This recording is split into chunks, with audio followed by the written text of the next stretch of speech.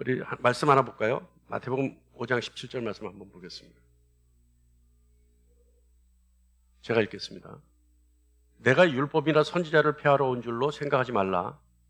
폐하러 온 것이 아니요 완전하게 하려 함이라. 주님 말씀하시는 거죠. 여기서 선지자라고 하는 것은요, 선지자의 역할이 있어요. 선지자는 하나님의 말씀의 대언자입니다. 그러니까 하나님 말씀을 대신해서 백성들에게 전한 사람이죠. 그래서 선지자라고 그러죠. 그러니까 여기서 주님이 말씀하시는 율법이나 선지자라고 하는 것은 율법이나 하나님의 말씀이라고 얘기할 수 있어요. 그러니까 선지자의 역할을 얘기하는 겁니다. 그러니까 하나님의 말씀, 다시 말하면 하나님의 명령이죠. 그러니까 율법과 같은 내용이에요. 율법이나 선지자. 근데 주님은요, 이 말씀에서 뭐라고 말씀하시냐면, 나는 율법을 폐하러 온 것이 아니다. 하나님 말씀을 폐하러 온 것이 아니다. 뭐라고 하냐면 완전하게 하려 함이라. 이렇게 말씀하세요. 여기서 완전이라고 하는 것은 무엇을 얘기할까요? 완성을 얘기하는 거예요. 완성. 그러니까 결점 없는 완전함, 온전함, 이것을 얘기하는 거죠. 그러니까 주님은 율법의 미완성된 부분을 완전하게 채우기 위해서, 완벽하게 이루기 위해서 왔다, 이 말씀을 하시는 거죠. 자, 주님은 율법을 어떻게 완성시키셨을까요? 완벽하게 만드셨을까요? 여기는 우리는 두 가지 생각을 해볼 수 있어요. 이 율법은요, 하나님 말씀이죠. 하나님 명령이에요. 근데 이 율법이 완전하기 위해서는 무엇이 있어야 되느냐? 완전한 순종이 있어야 돼요. 그죠? 완전한 순종이 있어야 이게 율법이 완성이 될 수 있는 거죠. 그러니까 주님은 십자가의 죽으심으로 완성시키셨어요. 자, 여러분, 율법의 전제 조건이 있어요. 율법은 전제 조건이 있어요. 전제 조건이 뭐냐 하면 하나님이 창조주 하나님이시다라고 인정하는 것이 율법의 전제 조건입니다. 이해하세요? 율법을 받은 사람이 하나님은 창조주 하나님이라고 생각하지 않으면 그 율법을 지킬 수 있어요, 없어요? 아무도 율법을 지킬 필요가 없죠. 그러니까 율법이라고 하는 것의 전제 조건은 하나님은 창조주이시다. 그러니까 그 말씀을 하신 분이, 명령하신 분이 창조주 하나님이시다라고 하는 것이 전제 조건이에요. 그리고 그 하나님이 나의 하나님이다라고 인정해야지 율법의 완성을 이룰 수 있죠. 아니, 그 하나님이 내 하나님이 아니고 남의 하나님인데 내가 그 하나님의 말씀을 들을 필요가 뭐가 있겠어요? 그래요, 안 그래요? 그죠? 그러니까 율법에는 전제 조건이 있는데 뭐냐? 하나님은 창조주 하나님이시다. 그 하나님이 나의 하나님이시다. 이것이 율법의 전제 조건이에요.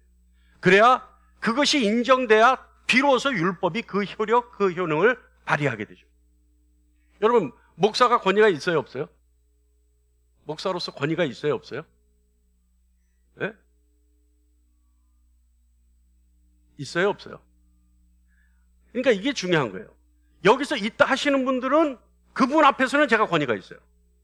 근데 목사가 무슨 권위가 있어? 이러면 그분 앞에서는 내가 권위가 없어요.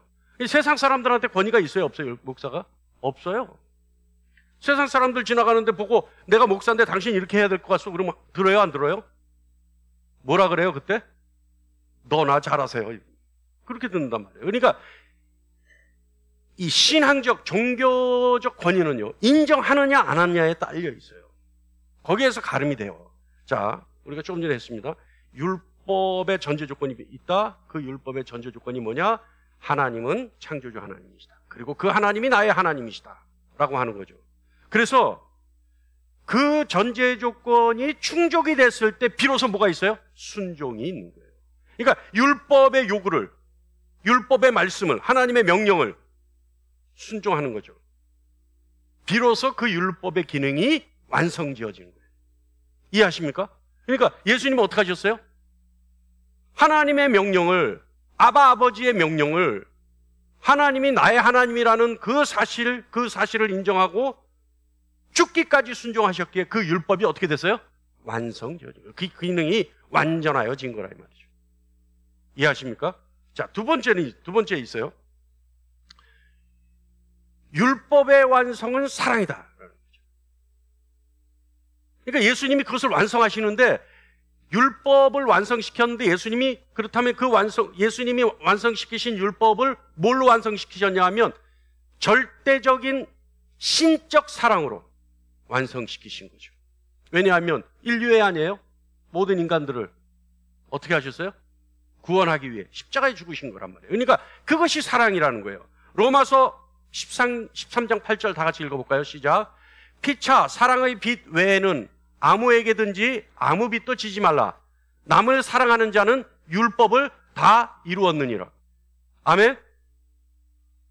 남을 사랑할 줄 아는 자는 율법을 이루었다는 거예요. 자, 10절 한번 볼까요? 13장 10절 시작. 사랑은 이웃에게 악을 행하지 아니하나니 그러므로 사랑은 율법의 완성이니라. 할렐루야. 그러니까 율법의 완성은 뭐라고요? 사랑이다. 그러니까 예수님이 그 사랑을 몸소 실천하셨기에 예수님은 율법을 다 이루었다. 내가 율법을 이루기 위해 왔다. 그런데요, 율법의 완성이 사랑이라는 말은요, 사랑 안에 율법의 요구가 다 들어있다는 말과 같습니다. 이해하십니까? 율법이 미완성이잖아요. 근데 사랑함으로 비로소 완성된다라고 하는 것은 사랑 안에 율법의 요구가 다 들어있다는 거죠. 이해하십니까? 자, 근데 여러분 잘 생각해 보죠. 우리는 하나님은 사랑이시라. 사랑은 하나님만이 가지고 계신 속성입니다. 하나님 외에는 그 누구도 사랑이 없습니다. 사랑이 있다면 거짓말이죠. 자, 속성이라고 하는 것은 하나님만이 가지고 계신 성품, 이것이 속성이에요. 속성. 하나님만이 가질 수 있는 고유의 성품, 이것이 속성이에요. 자, 속성 우리 한번 생각해 보죠. 그럼 이제 강의 시간 비슷한데 그게 아니라 우리가 이 정도는 좀 알아야 되겠길래 여러분 함께 나누고자 합니다. 속성은요, 하나님만이 가지고 계신 이 성품은 인간과 함께 나누고자 하는 하나님의 속성이 있는가 하면 인간과 함께 나누고자 하더라도 절대 인간에게는 없는 성품이 있어요. 그래서 하나님이 인간과 함께 나누고자 하지 않는, 그러니까 하나님이 인간과 함께 나누고자 하지만 절대 나눌 수 없는 성품, 속성, 이걸 뭐라 그러냐면 비공유적 속성이라고 합니다. 공유할 수 없는 속성이라고 합니다. 그게 뭐냐면 자존성입니다. 자존성. 그러니까 하나님은 어떤 분이세요? 스스로 계신 분이죠. 우리 스스로 있을 수 있나요? 우리는 스스로 있을 수가 없어요. 우리는 부모의 사랑에 의해 육신을 입고 태어나는 존재이기 때문에 타의에 의해 만들어진 존재이지, 다시 말하면 하나님이 생명을 불어넣기에 우리가 만들어진 존재이지 스스로 우리가 생명을 만들어낼 수 없어요. 그러니까 이 하나님의 자존성, 이거는 하나님만이 가지고 계신 분이죠. 이 자존성이라는 건요, 필연적인 존재를 얘기합니다. 필연적인 존재라는 건 반드시 있어야만 하는 분이라는 거예요. 반드시 있어야만 하는 것. 그분이 하나님이신 거예요. 무섭지 않아요? 세상의 이치가 다 있는데 그 중에 반드시 있어야 할 분이 하나님이시라는 거예요. 나머지는 그러면 뭐예요? 없어도 된다는 거예요. 나머지는. 그러니까 필연적 존재, 반드시 계셔야 할 분, 이분이 하나님이신 거예요. 자, 그 다음에 불변성. 하나님 변화가 있으십니까? 없으십니까? 어제도 계시고 오늘도 계시고 내일도 계신 거고. 근데 하나님의 이 불변성은 하나님 존재 자체도 불변하지만 하나님의 말씀도 불변합니다. 동의하십니까? 자, 이게 비공유적 속성이에요. 또 있어요? 무한성. 무한성. 하나님은요, 어떤 제한으로부터도 제재당하지 않아요. 그래서 자유로우세요. 그래서 우리는 그 하나님을 뭐라 그러냐면 시공을 초월하시는 하나님, 이렇게 얘기합니다. 또 있어요. 유일하신 분. 유일성. 유일성. 그분밖에 안 계신 거예요. 자, 우리가 이렇게 알고 있죠. 자, 여러 가지 또 있는데 중요한 것만 여러분께 말씀드렸어요. 자, 그렇다면 비공유적 속성이 있는가 하면 이제는 공유적 속성이 있어요. 하나님이 함께 나누고자 하는, 우리와 함께 하고자 하는. 첫 번째 뭘까요? 뭘까요? 하나님이 꼭 나누고 싶어 하는 거예요. 사랑은요, 우리가 나중에 하겠지만 성령의 열매예요. 하나님이 함께 하고자 하는 것 뭐가 있어요? 우리가 믿음을 갖고 회개하는 순간 뭐가 일어나요? 우리 안에 성령이 임재하시죠. 그러니까 하나님이 우리와 함께 하고자 하는 것 중에 하나님의 영성이 있어요. 영성. 그래서 먼저 하나님이 우리에게 그 영성을 함께 나누고자 해서 성령을 주시는 거예요. 동의하십니까? 그래서 요한복음 4장 24절에 하나님은 영이시라. 그리고 바울은 뭐라 그러냐면 디모데전서 1장 17절에 영원하신 왕 곧 썩지 아니하고 보이지 아니하고 홀로 하나님이신 분, 이분이 하나님이시라는 거예요. 근데 이 하나님의 영을 우리에게 불러넣어 주시죠. 그래서 우리가 하나님과 하나님만이 가지고 계신 그 속성을 공유할 수 있게 되는 거예요. 할렐루야. 할렐루야. 그 다음에 하나님이 우리에게 공유하고 싶어 하는 것도 있어요. 지성. 이 지성이 뭐냐고 하냐면 세상을 만드셨을 때 이치가 지성이에요. 이 지식. 그 다음에 지혜 있죠.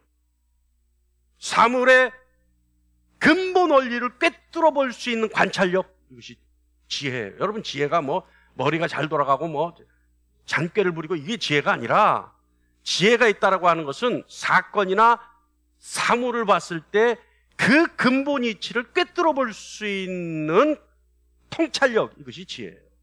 그러니까 지혜 있는 사람들은 뭐예요? 문제가 있어도 그 문제를 풀어낼 수 있는 방법들을 알고 있어요. 이 지혜로운 사람이죠.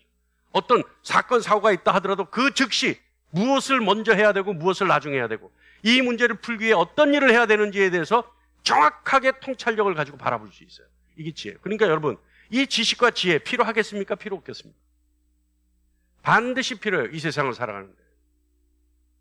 그래서 특히 사업을 하시고 사회생활 하시는 분들에게는 특히 이 지혜가 필요해요. 그래서 여러분, 지혜를 달라고 기도해야 돼요. 그 다음에 또 선. 어때요? 선. 하나님이 우리와 공유하시고자 하는 속성, 선이에요. 이건 뭐냐면 피조물에 대해서, 모든 피조물에 대해서 관대하고 인자한 하나님의 성품이에요. 그러니까 여러분 선하고 싶으십니까? 그렇다면 여러분 좋은 일 하고 착한 일 하는 것이 선이 아니라 뭐라고요? 모든 피조물에 대해서, 특히 인간에 대해서 관대하고 인자하고자 하는 마음을 가져야 돼요. 그게 선이에요. 선. 그 다음에 긍휼. 이 긍휼은요, 자비라는 말과 대체될 수 있습니다. 제가 자비는 뭐라 그랬어요? 자비 어떤 거라고요? 상대가 원하는 걸 해주는 것. 그런데 그냥 상대가 원하는 걸 해주는 게 아니라 여기에 긍휼의 요소가 들어가면 뭐가 있냐면 불쌍하고 가엾은 처지에 있는 사람을 가족의 심정으로 바라보고 그가 원하는 걸 해주는 것. 이게 긍휼. 그럼 우리가 긍휼이 있어요, 없어요? 우리에게? 솔직히 긍휼이 있어요, 없어요? 긍휼이 있어요, 없어요? 저는 긍휼이 있을 것 같아요, 없을 것 같아요?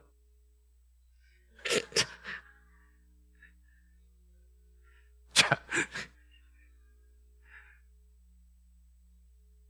다들 졸려하는 눈인데 우리 권사님이 담임 목사가 긍휼이 없다니까 다들 눈을 동그랗게 어디 한번 두고 보세요. 있나 없나. 자, 그 다음 거룩. 이 거룩이 뭐예요?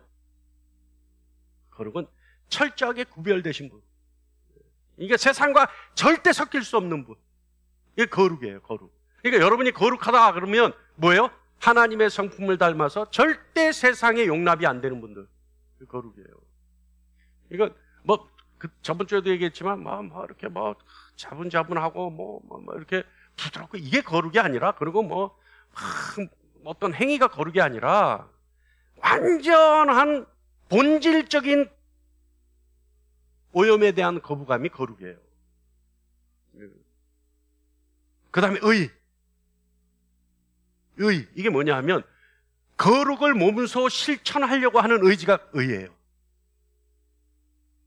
그래서 하나님이 의를 우리에게 주셨죠. 그 의가 뭐예요? 예수 그리스도에 의한 의 아닙니까? 그러니까 예수님이 세상과 절대 타지지 않으려고 하나님의 율법에 죽기까지 순종하셨던 의, 이 거룩을 몸소 실천하려고 했던 그 의지, 그 의를 우리에게 나눠주시는 거예요. 할렐루야. 이해하십니까? 이건 거의 사전적 의미예요, 여러분. 이런 것 기억해 두시면 아주 좋아요. 이단이 와서 성경책 놓고 얘기합시다 할 때 여러분 다 이길 수 있어요. 그런 거 아니에요. 저는 어떻게 알았겠어요? 공부해서 알았어요. 책을 열심히 찾아봤어요. 이거 진짜 진정한 의미가 뭘까 알아내려고 어저께. 제가 어렴풋이 알고 있었지만 이렇게 정확하게 한마디로 정의할 수는 없잖아요. 그 한마디로 정의하기 위해서는 여러 가지 지식들이 다 모여서 한마디로 정의가 이루어지는 거 아닙니까? 그러니까 이거 우리가 거룩, 의 이런 얘기는 쉽게 하는데 과연 그게 뭐를 얘기하는 거냐 어렵더라고요. 그래서 어저께 찾아봤더니 의가 이렇게 정의가 돼요. 제가 한마디로 정의했더니 어떻게 하냐면 거룩하려고 하는 의지, 그 의지, 몸소 실천하려고 하는 의지, 몸소 실천하려고 하는 그 행하는 의지, 행하고자 하는 의지, 이 의지가 의다. 아, 멋지죠? 그죠? 멋져요, 안 멋져요? 이거 멋져요. 제가 정의했지만 제가 자랑하는 게 아니라 진짜 이렇게 정의할 수 있는 게 참 멋져요. 여러분 잘 기억하시기 바랍니다. 다음 주에 우리가 설교 요양문 할 때 이거 다 정리해서 낼게요. 그럼 여러분 꼭 보시기 바랍니다. 자, 그리고 그 중에 하나님의 사랑. 사랑은 아무리 설명해도 설명이 안 돼요. 사랑만큼은. 사랑은요, 하나님만이 가지고 계신 것이기 때문에 아무리 설명을 하려도 설명이 안 돼요. 그런데 이 하나님이 이 사랑만큼은 절대 우리에게 함께 나누고자 하시거든요. 그러니까 하나님이요, 여러분 잘 들으셔야 돼요. 하나님 우리를 사랑하시죠. 왜 사랑하세요? 여러분 이런 걸 잘 알아야 여러분이 절대 방종하지 않아요. 하나님 우리를 왜 사랑하세요? 우리 안에 있는 하나님의 성품을 보고 사랑하세요. 지, 덕, 이런 선, 의, 이런 하나님이 가지고 계신 속성들을 우리 안에 주시고 우리가 그것을 가지고 발현하려고 할 때 하나님이 우리를 사랑하신다는 거죠. 동의하십니까? 할렐루야. 그러니까 우리 안에 하나님의 성품이 하나도 없으면 하나님 우리 사랑할 수 있어요, 없어요? 없어요. 그런데 여기에 또 우리가 하나 기대할 수 있는 게 뭐예요? 긍휼이란 말이에요. 이 선이란 말이에요. 하나님의 선, 긍휼. 그래서 하나님의 모든 피조물을 하나님이 품고 아끼고자 하는 그 선과 긍휼 때문에 모든 피조물이 사랑받는 것 같이 느껴질 수 있어요. 그러나 진정으로 하나님의 사랑은 어디서 나온다고요? 우리 안에 있는 하나님의 속성을 하나님 보시고 사랑하는 거예요. 아시겠죠? 그럼 우리는 하나님 어떻게 사랑해요? 저는 다른 거 많이 봤는데 마틴 루터가 정의한 사랑이 가장 정확해요. 제가 봤을 때. 내가 하나님을 사랑할 수 있다면 내가 하나님을 경외해야 된다. 그러니까 인간으로서 하나님 앞에 사랑할 수 있는 행위의 가장 유일한 거는 뭐냐? 하나님을 경외하는 것이다. 그 경외가 뭐예요? 결국은 지혜의 근본이죠. 그러니까 지혜를 아니까 사건, 사물, 모든 것의 근본 이치를 꿰뚫는 눈을 가지니까 어떻게 돼요? 하나님을 경외할 수밖에 없죠. 왜냐하면 그분이 창조주라는 것이 정확하게 드러나기 때문에. 자, 이해하십니까? 그럼 이웃 간의 사랑은 뭘까요? 어떻게 하는 게 이웃 간의 사랑일까요? 저도 이거 고민 많이 하는데요. 저는 우리 하나님이 저를 사랑하신다 그러면 결국은 그 한마디 단어로 했을 때 뭐라고 얘기할 수 있냐면 용납이에요. 용납이라는 단어가 뭐예요? 조건과 자격을 갖추지 않아도 받아들여주는 게 용납이에요. 맞습니까? 하나님이 우리를 용납하시잖아요. 그럼 우리가 이웃을 사랑하려면 어떻게 하면 돼요? 용납하면 돼요. 용납하면 돼요. 일일이 따지는 게 아니라 그냥 그 모습 그대로 받아들여주는 거예요.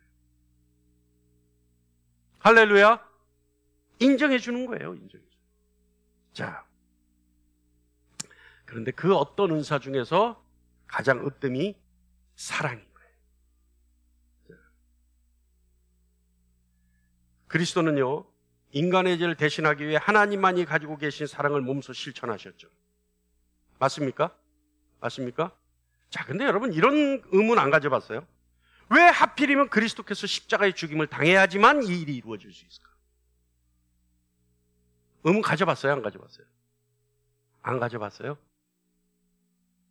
어떻게 그런 의문도 안 가져보고 예수님 불쌍하지도 않아요? 하필이면 십자가에 달려 죽어야지만 이게 해결되는 문제일까? 아니 하나님은 전지전능하신데 창조주 하나님이신데 아니 굳이 다른 방법은 없을까? 그러니까 흔히 얘기하기를 죄의 삭은 사망이다. 그러니까 반드시 누군가가 죽어야 되니까 그렇게 하셨다? 물론 그것도 말은 될 수 있어요.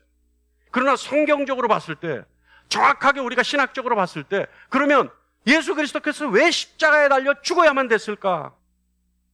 그 답이 오늘 4절에 있어요. 4절에.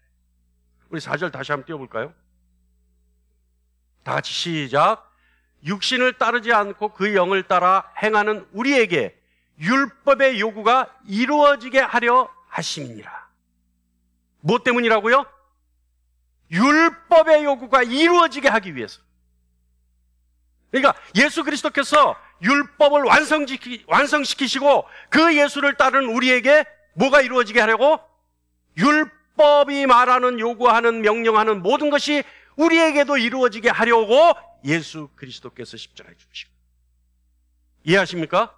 그러니까 여러분, 예를 들어서 하필이면 하나님이 왜 죽냐 이랬을 때 죄의 삭은 사망이니까 누군가 반드시 총대 메고 죽어야 되니까 그래서 예수님이 총대 메고 죽은 거야. 좀 말은 그럴듯한데 조금 뭔가가 부족하지 않아요? 그런데 이렇게 얘기하면 예수 그리스도께서 하나님의 명령을 완성시키셨는데 하나님이 명령하신 그 율법을 완성시키기 위해서는 죽기까지 순종하셨어야 돼. 그리고 그 죽음을 통해 우리를 사랑하시는 것을 직접 실천하셨어야 돼. 그래서 예수님이 죽음을 통해 그 율법이 이루어졌는데, 완성지어졌는데 그 율법이 우리에게도 완성되게 하기 위해서 십자가에 죽으신 거야. 그래서 예수를 믿고 따르는 우리도 그 율법을 완성시키기 위해서 예수를 닮아가는 거야. 이렇게 얘기하면 어때요, 여러분? 뭔가 대단한 게 숨어 있을 것 같지 않아요? 그리고 그 대답하는 사람이 너 진짜 예수쟁이 맞구나, 이런 얘기 들을 수 있을 것 같지 않습니까? 아니, 이 정도 얘기하면요, 목사님들도 놀래요. 이 정도 얘기하면. 할렐루야. 자, 이제 설교 마칠까요? 건더기 다 먹은 것 같은데 건더기 다 먹었으니까 도리탕 먹으러, 삼계탕 먹으러 가야 될 것 같은데.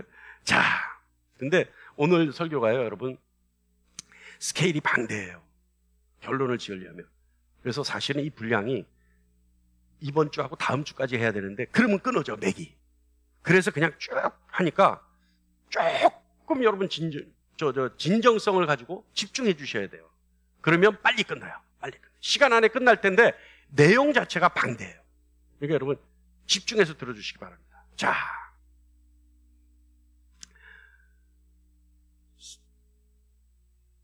조금 전에 우리가 4절 읽었죠. 그래서 우리에게 율법의 요구가 이루어지게 하기 위해서 예수 그리스도께서 십자가에 죽으셨어요. 근데 3절 보면, 자, 다 같이요. 시작. 3절. 8장 3절. 자, 3절 3절이 없어요? 3절 제가 읽을게요. 이건 3절인데? 3절인데, 예. 시작. 율법이 육신으로 말미암아 연약하여 할 수 없는 그것을 하나님은 하시나니 곧 죄로 말미암아 자기 아들을 죄 있는 육신의 모양으로 보내어 육신의 죄를 정하사. 자, 율법이 육신으로는 할 수 없는 그것. 왜 그러냐면 율법이 연약하대요. 율법이 연약하다. 그러니까 율법의 기능이 딸린다는 거예요. 인간의 육신을 가지고 인간이 뭔가를 하려고 할 때 육신의 기능이 딸린다는 거예요. 왜요? 왜 기능이 딸려요? 아까 우리가 했잖아요. 창조주 하나님이시다, 그 하나님이 나의 하나님이다 라고 하는 전제가 기반이 돼야지 율법이 완성될 수 있는데, 우리 육신이 워낙 강하기 때문에, 우리의 육의 성격이, 예습성이 워낙 강하기 때문에 율법이 딸린다는 거예요. 그 우리의 예습성에 견주어 볼 때. 그래서 율법의 요구가 나쁜 것은 아니지만 율법이 그만한 능력이 안 된다는 거죠. 그래서 하나님은 율법의 요구가 하나님의 백성들에게 온전히 이루어질 수 있는 길을 열어주셨어요. 그것이 뭐냐? 오늘 말씀이죠. 아들의 죄를 육신의 모양으로 보내어 육신의 죄를 정하사. 다시 말하면 그리스도의 십자가의 죽음으로 하나님은 인간의 죄를 정하게 하신 거죠. 다시 말하면 죄의 대가를 지불하신 겁니다. 그리고 하나님은, 잘 들으세요. 이제 말씀 안 볼 필요 없어요. 저를 보셔야 돼요. 그 하나님은 자신의 영을 그리스도를 믿는 모든 사람들의 삶에 부어주셔서 그 사람들이 하나님의 영을 따라 행할 때 율법의 온전한 요구가 이루어지게 하신 겁니다. 할렐루야! 할렐루야! 자, 그렇다면 율법의 온당한 요구가 뭘까요? 우리가 아까 읽었던 로마서 13장 8절과 10절이에요. 뭐였어요? 사랑이죠. 사랑이죠. 그래서 로마서 8장 3절은 성령을 따라 행하는 자가 율법의 온당한 요구를 이룬다라고 말씀하면서 로마서 13장 8절 10절에는 율법의 요구가, 율법의 완성이 사랑이라고 결론을 내립니다. 여러분, 율법의 온당한 요구는 우리가 이웃을 사랑하고 성령은 우리로 하여금 사랑의 삶을 살게 하시려고 죄의 세력에서 우리를 해방시키셨어요. 자, 그렇다면 여러분, 결론이 나오죠? 우리가 왜 구원받았어요? 죽어서 영원히 살려고? 아니죠. 왜 구원받았어요? 우리가 왜 죄의 죄책으로부터 해방됐어요? 성령의 이끌림 받는데 그 성령의 이끌림이 우리에게 어떤 능력을 주세요? 이웃을 사랑할 수 있는 능력을 주십니다. 할렐루야! 할렐루야! 좀 이럴 때는 자신 있게 아멘하세요. 그렇게 사랑하기가 싫어요? 할렐루야! 예. 주님이 마태복음 7장 12절에 이렇게 말씀하시죠. 시작. 그러므로 무엇이든지 남에게 대접을 받고자 하는 대로 너희도 남을 대접하라. 이것이 율법이요 선지자니라. 이거 뭐라고요? 하나님의 명령이라는 거예요. 이게 황금률이죠?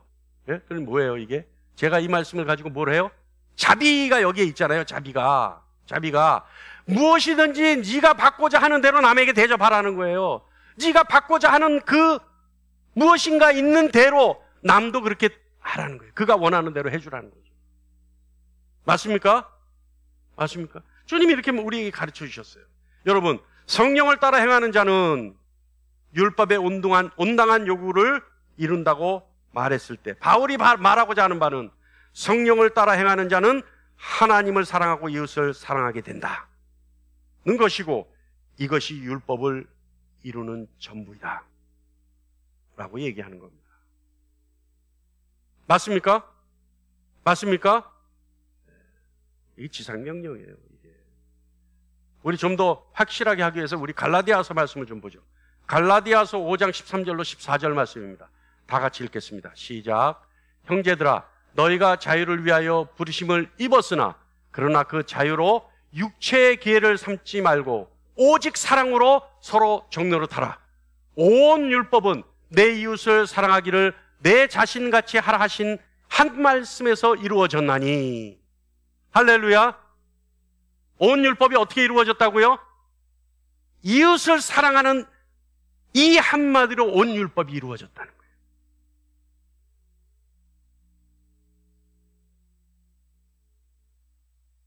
우리가 이웃을 사랑할 수 있고 그래서 율법의 요구를 이룰 수 있는 것은 우리 안에서 역사하시는 성령 때문입니다. 여러분, 그리스도께서 재림하시고 우리가 심판대 앞에 섰을 때 그리스도 안에 있는 사람들은 정죄함이 없을 것입니다. 그 이유는 생명의 성령의 권능이 그 사람들을 죄와 사망의 권세에서 해방시켰기 때문이죠. 그런데 로마서 8장 4절과 13장 10절과 갈라디아서 5장 14절과 22절의 말씀에 의하면 성령께서 죄로부터 해방을 통해 각 사람들에게 사랑을 만들어 내신다는 것을 우리는 알 수 있습니다. 결국 성령의 인도는 우리가 서로 사랑하는 삶으로 인도하시는 것이죠.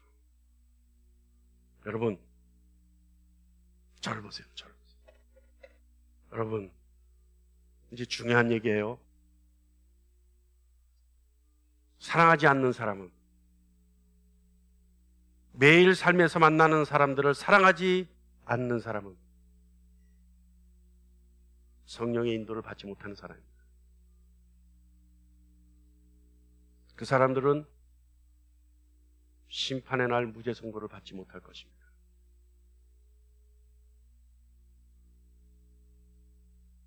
오순절 베드로의 설교 우리 잘 알고 있죠. 사도행전 2장 38절 다 같이 읽어볼까요? 시작. 너희가 회개하여 각각 예수 그리스도의 이름으로 세례를 받고 죄 사함을 받으라. 그리하면 성령의 선물을 받으리라. 성령을 받는다는 거예요. 죄 사함을 받으면. 그런데 성령을 왜 받는다고요? 왜 받는다고요? 우리가 서로 사랑하는 삶을 살 수 있는 능력을 받기 위해서 성령을 받는 거예요. 이게 결론이에요. 할렐루야. 예수님 동생 야고보 사도 야고보서 2장 12절로 13절에 뭐라고 말씀하는지 아십니까? 우리 한번 볼까요? 시작. 너희는 자유의 율법대로 심판받을 자처럼 말도 하고 행하기도 하라. 긍휼을 행하지 아니하는 자에게는 긍휼 없는 심판이 있으리라. 긍휼은 심판을 이기고 자랑하느니라. 어떻게 한다고요? 긍휼 없는 자는 긍휼 없는 심판을 받는다. 사랑 없는 자는 사랑 없는 심판을 받는 자. 여러분, 그러면 우리는 어떻게 하면 되느냐? 어떻게 하면 되느냐? 어떻게 하면 되느냐? 아까 베드로가 회개하고 제사함 받으라 그러면 성령을 선물로 받는다라고 하기 전에 이스라엘 민족이 베드로의 이 설교를 듣고 뭐라 그랬냐면 우리가 어찌할꼬 그랬단 말이에요. 이 통안의 마음으로 우리가 어떻게 하면 되겠느냐? 지금 이 시간 여러분도 그럼 우리가 어떻게 하면 되겠습니까? 라는 고백을 해야 돼요. 그러면 우리가 어찌하면 좋겠습니까? 했을 때 우리가 어떻게 하면 되느냐? 여러분 잘 들으세요. 우리가 하나님과의 관계가 회복되기 시작할 첫 열쇠가 뭐죠? 우리가 하나님과 관계를 회복시키는 첫 번째 행위가 뭐예요? 우리에게 있는 복음을 믿는 거죠. 믿음이에요. 우리가 죄사함을 받고 의롭다 인정되는 유일한 조건이 뭐죠? 하나님으로부터 우리가 죄사함을 받고 너희가 의롭다 인정받는 유일한 조건이 뭐예요? 믿음이에요. 믿음. 이 말은 무슨 말이냐면요, 여러분. 하나님의 전능한 역사를 이루실 때 그 하나님은 언제나 우리가 드릴 것은 없지만 우리가 드릴 수 있는 유일한 명분이 믿음이라는 거예요. 우리의 믿음만을 명분을 삼아서 하나님은 모든 역사를 하시는 거예요. 동의하십니까? 여러분, 여러분의 믿음을 보고 하나님은 여러분을 위해 일하십니다. 그것이 명분이에요. 여러분의 믿음을 보고 하나님은 여러분의 모든 것을 채워주십니다. 그것이 믿음이에요. 그거 명분이에요. 여러분, 우리가 하나님께 우리 자신을 드리고 긍휼함을 기대하고 도우심을 요청할 때 오직 뭘 가지고 해요? 믿음을 가지고 하는 거예요. 믿음. 왜냐하면 하나님이 그것을 들어주실 분이라는 사실을 신뢰하기 때문에 우리는 그 믿음을 가지고 하는 거죠. 그래서 갈라디아서 3장 5절에 다 같이요. 시작. 너희에게 성령을 주시고 너희 가운데서 능력을 행하시는 이의 일이 율법의 행위로냐 혹은 듣고 믿음으로냐. 뭐라고요? 믿음으로 하나님이 우리에게 능력 주셔서 모든 일을 행하신다는 거예요. 여러분, 성령은 우리의 믿음을 통해 오셔서 일하십니다. 다시 말하면 성령이 우리에게 사랑을 만들어내신다면 그것은 우리의 믿음을 통해 그렇게 하신다는 겁니다. 갈라디아서 5장 6절 말씀 다 같이 볼까요? 시작. 그리스도 예수 안에서는 할례나 무할례나 효력이 없으되 사랑으로서 역사하는 믿음뿐이니라. 할렐루야. 우리가 어떻게 사랑을 가질 수 있느냐? 오직 믿음을 통해서 가질 수 있습니다. 우리가 하나님의 능력을 얻어 사랑할 수 있는 사람이 된다는 것은 오직 믿음을 통해 가능합니다. 여러분, 여기서 믿음이라는 건 뭐냐면요, 믿음장이라는 장이 있죠. 히브리서 11장이죠. 히브리서 11장 1절에 뭐라고 말씀해요? 믿음은 바라는 것들의 실상이다. 그러니까 믿음은 바라는 것들의 실상이다. 믿음은 그러면 미래지향적이라는 거예요. 미래를 믿는 것이 믿음이에요. 맞습니까? 바라는 것들의 실상이 믿음이잖아요. 그렇게 정의하잖아요. 그러면 뭐라고요? 믿음은 미래의 일을 믿는 거예요. 자, 믿음은 뭘 믿는 거예요? 약속을 믿는 거예요. 믿음은 내일의 일을 믿는 거예요. 그래서 우리에게 필요한 믿음은 미래에 관한 하나님의 계획을 믿는 것이 믿음입니다. 자, 여러분 이제 아멘 하시기 바랍니다. 하나님은 때를 따라 반드시 우리에게 가장 좋은 것을 믿으십니까? 하나님은 때를 따라 우리에게 가장 좋은 것을 주신다는 사실을 믿으십니까? 그게 믿음이에요. 이게 믿음. 또 바른 길을 걷는 사람에게 가장 좋은 것을 아끼지 않고 주실 수 있는 분이 하나님이라는 사실을 믿으십니까? 그리고 그 하나님이 그 약속을 우리에게 해주셨다는 사실을 믿으십니까? 자, 그렇다면 여러분, 사랑은요, 넉넉함이에요. 인색하면 안 돼요. 사랑은 여유예요, 여유. 그리고 사랑은 부요함이에요. 잘 들으세요. 사랑은 넉넉함이에요. 사랑은 여유예요. 사랑은 부요함이에요. 이 여유와 넉넉함과 부요함은 어디서 올까요? 하나님이 주시겠다고 약속하신 그 약속을 우리가 확고하게 믿을 때 우리에게 오겠죠. 맞습니까? 맞습니까? 우리에게 넉넉함과 여유와 부요함이 없으면 사랑할 수 없어요. 내가 당장 궁핍한데, 내가 여유가 없는데 내가 사랑할 수 있습니까? 그러나 여러분, 우리가 하나님이 가장 좋은 길을 걷는 자에게 아낌없이 가장 좋은 것을 부어주신다라고 하는 그 약속의 말씀을 믿을 때 나에게 부요함이 있고 넉넉함이 있고 여유로움이 있을 수 있죠. 그러니까 사랑은 전제가 뭐라고요? 믿음이라는 거예요. 믿음. 하나님의 약속에 대한 믿음. 여러분, 내가 지금 누군가를 복수할 계획을 가지고 있는데 사랑할 수 있을까요? 내가 누군가에게 수치를 당했다고 생각하고 그 억울함에 빠져 있다면 여러분 사랑할 수 있습니까? 내가 부당한 대우를 당했다고 분노 앞에서 누군가를 사랑할 수 있을까요? 이런 불신들 속에서 내가 누군가를 사랑할 수 있을까요? 이런 감정들은요, 하나님을 믿지 않는 것으로부터 시작돼요. 로마서 12장 19절 말씀 다 같이 볼게요. 시작. 내 사랑하는 자들아, 너희가 친히 원수를 갚지 말고 하나님의 진노하심에 맡기라. 기록되었으되 원수 갚는 것이 내게 있으니 내가 갚으리라고 주께서 말씀하시니라. 아멘. 그러니까 여러분, 이 하나님의 약속의 말씀을 내가 믿을 때 내가 원수 갚을 일이 있습니까? 내가 누군가를 증오할 필요가 있을까요? 내가 누구 앞에서 분노할 필요가 있을까요? 하나님이 약속하시잖아요. 지금 로마서 말씀에 내가 하나님이 공정하고 철저하게 처리하시겠다 약속하시잖아요. 복수는요, 우리의 권한이 아니라 하나님의 권한이에요. 우리가 사랑할지 원한을 가질지는 우리 마음에 달린 것이 아니라 우리 믿음에 달린 문제입니다. 내가 누구를 용서할지 사랑할지는 우리 마음에 달린 문제가 아니라 내 믿음에 달려있는 문제입니다. 여러분, 하나님을 믿으십니까? 하나님을 믿으시나요? 우리가 믿을 때, 그리고 우리가 믿음으로 행할 때 하나님께서 우리에게 가장 좋은 것을 아끼지 않고 주실 분이라는 사실을 믿으십니까? 하나님이 모든 필요한 것을 채워주실 것이라고 하는 사실을 믿으십니까? 하나님이 모든 잘못을 바로잡으시고 우리 대적 앞에서 우리가 옳다는 것을 밝혀주실 수 있는 분이라는 사실을 믿으십니까? 그렇다면 여러분은 부요한 자요, 넉넉한 자요, 여유로운 자입니다. 여러분이 믿고 있는 그 하나님을 더 확실하게 믿으시기 바랍니다. 그리고 하나님 앞에 그 사랑을, 그 믿음을 고백하시기 바랍니다. 우리가 해야 될 것은 뭐라고요? 사랑할 때입니다.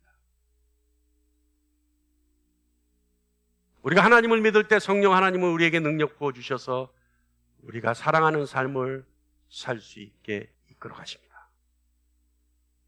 그 하나님을, 넉넉하신 하나님을, 부여하신 하나님을 믿는 여러분 되시길 간절히 축원합니다.